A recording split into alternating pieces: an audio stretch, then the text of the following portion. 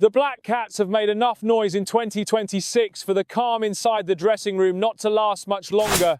When results start to attract attention, predators do not just watch the highlights. They look for the fault line they can use to destabilize the entire structure. Right now, early moves are being made to test how firm the club's stance really is, particularly in the positions that keep everything together when matches turn chaotic. Because the profile being monitored is not simply that of a good player, it is the kind of piece that allows a coach to be brave. A defensive line that can hold its ground, centre-backs who can split wide, and a press that does not panic when a pass breaks through. Remove that piece and you do not just lose shot stopping, you lose confidence in the way you play. The whole side drops 5 yards, build-up becomes more cautious, and the tempo that unsettled stronger opponents begins to fade. Here is the reveal. Robin Roofs is the name drawing attention, with Tottenham Hotspur positioned as the club watching closely. The information comes from Talksport. The context matters. This looks more like contingency planning than a formal bid, a scenario being mapped out in North London in case changes occur within their goalkeeping group.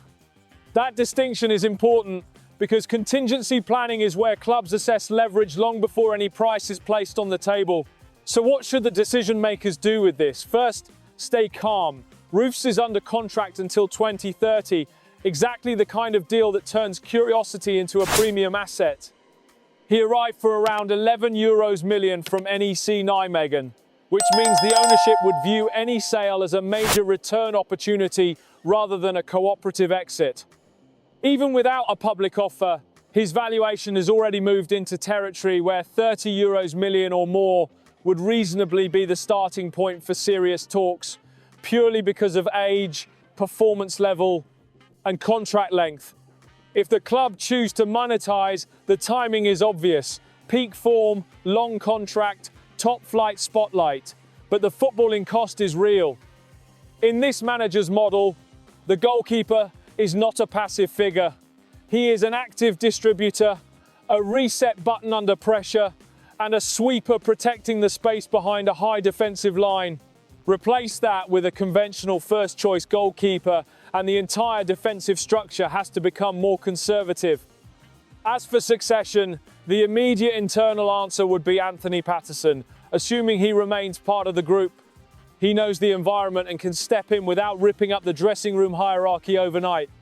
If he is unavailable or not viewed as a long-term number one, the club either fast-tracks a young keeper into a backup role or goes to market for a more modern profile, comfortable playing deeper and meeting build-up demands, which is rarely cheap. So the question goes back to supporters.